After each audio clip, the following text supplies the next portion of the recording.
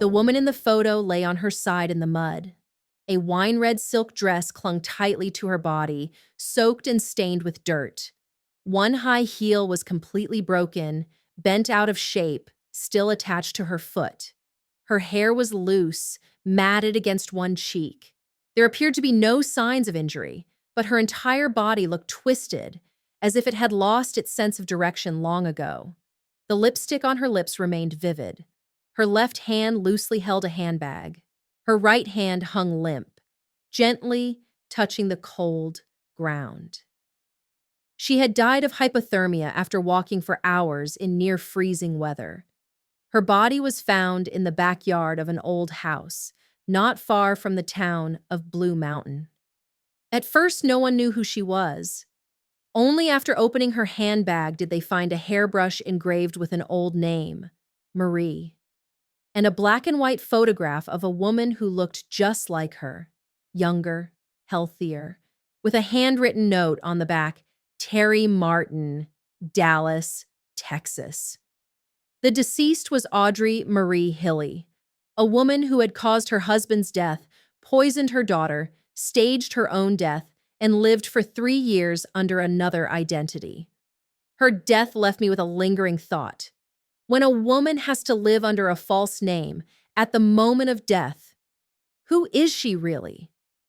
In her coat pocket, tucked between 2 napkins, they found a smudged handwritten note. Tell John I'm sorry. Marie is gone. Marie grew up in Blue Mountain, a small working-class town on the outskirts of Anniston, Alabama. As the only child of a decent, hard-working family, she never lacked anything. Her parents were loving and disciplined, doing everything they could to provide her with a solid education. I reviewed her old-school records and interview transcripts. Marie was intelligent, sociable, and spoke with a confidence far beyond her peers. Teachers often remarked she was too mature for her age, but that maturity seemed to stem from a deep desire to break free from the world she was born into. In 1951, she married Frank Hilley, a Navy sailor recently discharged from service. They had 2 children, Mike and Carol. Frank worked in a metal foundry while Marie was hired as an executive secretary at a local company. It was there she first stepped into more refined circles, becoming familiar with men in suits, wearing Swiss watches, and wearing cologne that smelled like money. One former colleague once said, Marie wasn't the type to settle for her place. She rejected the confined life of a Southern woman, grocery shopping in the morning, cooking dinner on time, and gradually fading away behind familiar curtains. She craved distance, escape, and a legacy carved with a cold edge in a world that couldn't hold her down. I looked again at the family Christmas photo taken in 1968. Frank wore a dress shirt, looking straight ahead. Mike stood behind his mother, his arm around his sister, and Marie, carefully made up, gently smiling, stood slightly off-center, as if even in a family portrait she needed to draw a line between herself and the rest. From the outside, they appeared to be the image of a Southern middle-class family, stable, private, free of scandal. But behind that was a growing burden of credit card debt, spent on things they didn't need. With long overtime hours and overdue bills hidden in desk drawers. Marie kept up the appearance of a well-mannered wife, a capable mother, but the thing she truly wanted, no one in that house could give her. As Mike reached adulthood, Frank began confiding in his son that his wife often came home late and might be involved in relationships outside of work. Frank never blamed her. He simply said, "Your mother wants a different life." At the time, no one realized that different meant a plan, a carefully calculated one with precise dosages, timing, and clearly chosen targets. I've read many statements surrounding the early 1970s, the period when Marie's family life began to veer off track. Despite mounting debt and a marriage growing cold, she maintained a flawless facade, always well-dressed, her hair meticulously styled each weekend, and her bright lipstick never faded when she stepped outside. In the family doctor's notes, Frank was frequently reported to have abdominal pain and persistent fatigue without a clear cause. His wife explained he drank often, possibly a liver issue. The doctor prescribed medication, but nothing seemed to help. This condition dragged on for years. Frank's health steadily declined. He became lethargic, lost his appetite, and suffered digestive issues. Marie explained to neighbors that her husband had something going on inside, that he was weaker than she expected. Everyone believed her because she was too kind, too patient, and always the one to take care of everything. I noticed that in the 5 years leading up to Frank's death, Marie changed jobs 3 times, each time moving closer to circles of higher status. She began borrowing money, purchasing more expensive items, and most notably, she started signing larger life insurance policies, both for Frank and for their children. Mike, the eldest son, once recalled that after visiting home, he left with a strange feeling. The house felt suffocating, Frank was unusually quiet, and Marie seemed different. That morning, Mike had stomach pain, nausea, and dizziness throughout the ride home. He didn't think much of it at the time, but years later he would realize that might have been the first time his mother tested something on him. When I reviewed her loan history, one chilling detail stood out. Just 3 days after Frank was hospitalized for the last time, Marie submitted a small loan application to a finance company. The note read, "For final service expenses." Frank died less than a week later. The cause of death listed on the certificate was hepatitis due to infection. The insurance payout wasn't large, just enough to cover the mortgage debt and short-term expenses. But to Marie, it seemed like proof that the method could be used again. Strangely, after Frank's death, she didn't run. Instead, she continued living as if nothing was wrong, making fake police reports, dressing neatly every morning, and showing up to work on time. And the next targets were the ones who still believed in her, completely. 2 years after Frank Hilley's death, the name Marie began to appear regularly in local police records. At the time, she was one of the most frequent callers. She constantly reported incidents, theft, threatening phone calls, break-ins. Once, she mentioned a stalker lurking outside her window. Another time, she claimed to have found an anonymous letter left in her mailbox. I reviewed the written reports. Most showed no real evidence. And then came a detail that caught the officer's attention. One of the threatening calls was traced back to the phone line at Marie's own workplace. Suspicion slowly took root, especially in the eyes of Lieutenant Gary Carroll, who would later lead the investigation. Alongside the strange phone activity, a recurring pattern of symptoms started to show up among people around Marie. 2 young boys who lived next door, the sons of a widowed woman, began experiencing frequent stomach aches, nausea, and dizziness. Their mother said the symptoms had persisted the entire time they lived near Marie and disappeared almost immediately after they moved away. A local physician suspected mild but prolonged exposure to an irritating substance. But I couldn't help but wonder, was this her first attempt? A trial by someone else's pain?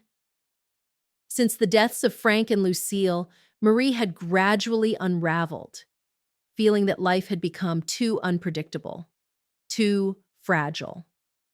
Frank's insurance had run out. Her credit debts were piling up, and she was even borrowing money from her own son, Mike. Marie had taken out several types of policies: fire damage, cancer, theft, and life insurance. Most unsettling of all, she bought life insurance policies for both of her children.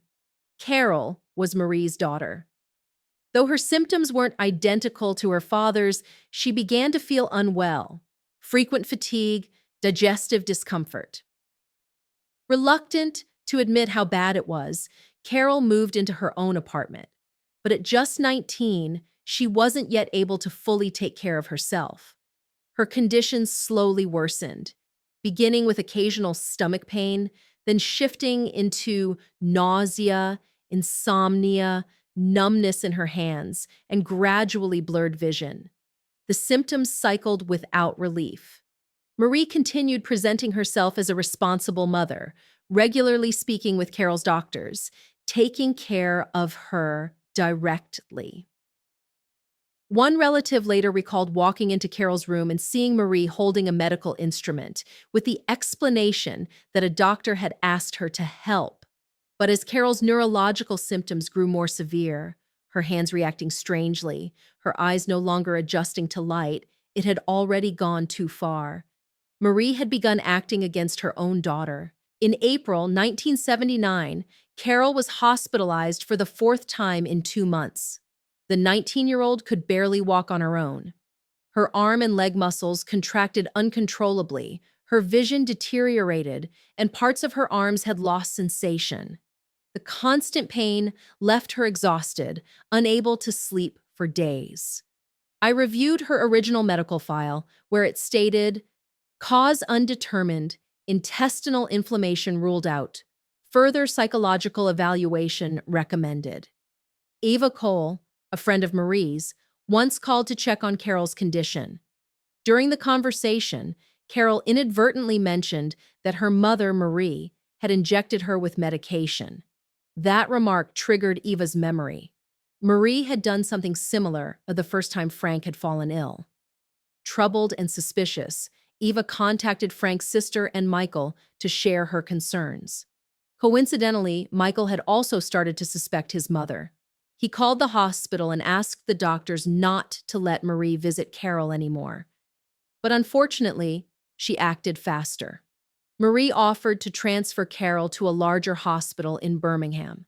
She personally signed the transfer form, arranged the new room, and thoughtfully brought along milk, snacks, and supplements, sometimes baby formula, sometimes small, unmarked bottles. Few people questioned her. After all, she was the mother. And what kind of mother would harm her own child? However, one doctor began to question what lay behind these seemingly caring gestures. He noticed faint horizontal lines across Carol's fingernails, barely visible without the right angle of light. It was a classic sign of exposure to a toxic substance long absent from modern medical records. Blood and hair tests were ordered immediately. Results showed Carol had been exposed to a dangerous substance at highly elevated levels over a prolonged period. It became clear that she had been slowly poisoned for months, and the person with the closest contact to Carol was her mother. I kept asking myself, what goes through a mother's mind when she's the one harming her own child? Is it repressed resentment? A final grasp for control after everything else has been lost? Or is it simply habit, when deception becomes a survival instinct? Marie was indicted in connection with her husband's death and her daughter's deteriorating health, with suspicions centered on insurance fraud. But Michael posted her bail and she was released. Her attorney, Wilford Lane, advised her to stay out of the spotlight, so Marie rented a motel room to avoid media attention. Then, unexpectedly, just a few weeks later, Marie vanished from the motel, taking her credit cards and checkbook with her. Coincidentally, the day Marie disappeared was the same day her mother-in-law, Carrie Hilley, passed away. Though the official cause was cancer, tests later revealed a significant amount of arsenic in her system.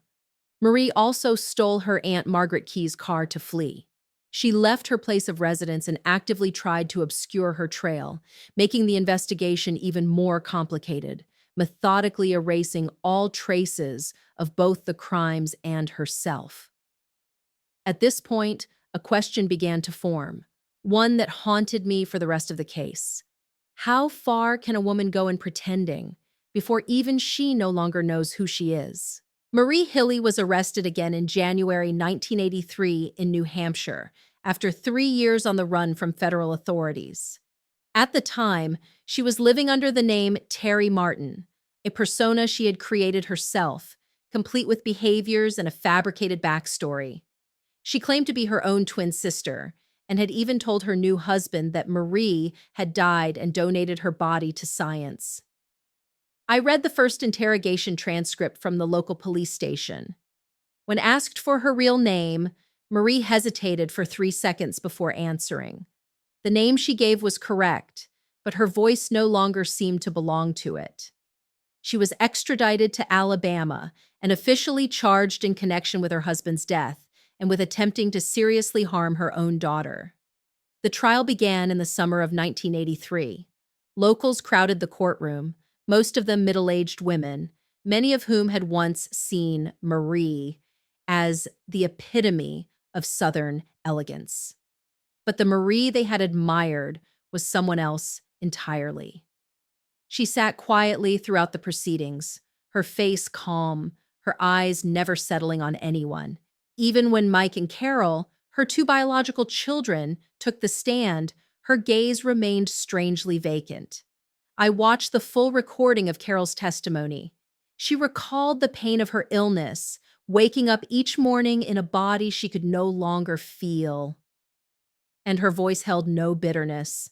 Instead, it was coldly composed. I don't think my mother did it out of hatred. I think it was because I was the last thing she could control. That statement stayed with me. Had Marie ever seen her family as people, or only as tools to preserve the image she wanted to project? When power exists only within close relationships, does love still serve as a moral boundary? The defense presented a few weak arguments. Marie sat silently, her eyes steady, offering no reply to the jury, no apology, no explanation. Her entire life seemed like an elaborately staged performance, and in that moment, every word felt unnecessary. The court sentenced her to life in prison for the charge related to her husband's death, plus an additional 20 years for the attempt to harm her daughter. Marie's expression remained composed. She quietly turned to her right, her eyes drifting toward a vague point outside the window. I still remember that look. It was the look of someone who had just realized the play she had written had finally reached its final act. In 1987, Audrey Marie Hilley was granted a 3-day furlough to visit her new husband, John Homan, due to good behavior and a record of compliance in prison. However, the system at the time hadn't anticipated what those who followed the case had long expected. She would disappear. Marie vanished on the second day. Her failure to return within the designated time wasn't reported to the police until nearly 24 hours later. When the news spread, many in Anniston, including investigators who had once worked the case, were stunned into silence. She was the kind of person who would try to escape prison rather than sit around waiting to die. She was always hungry to outdo herself.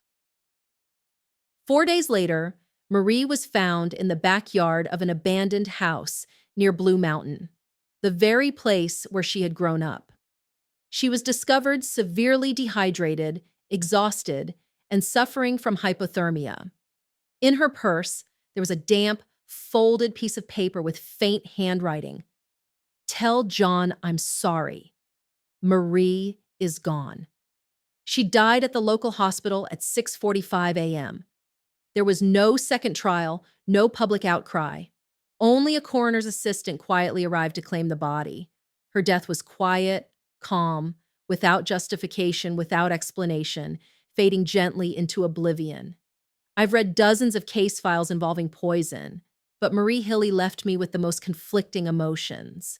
What haunted me was her relentless effort to build a new identity from scratch, through deception, impersonation, and the erasure of everything old, including her own family. Marie committed the poisonings out of a distorted belief that absolute control would keep her close to those she loved.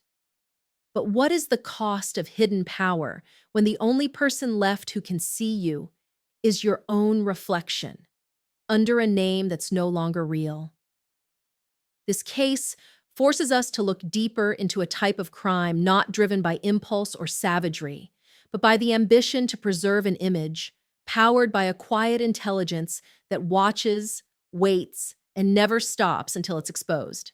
The death of Audrey Marie Hilley marked the end of someone who had lived so long behind a false persona that there was no way back to who she once was.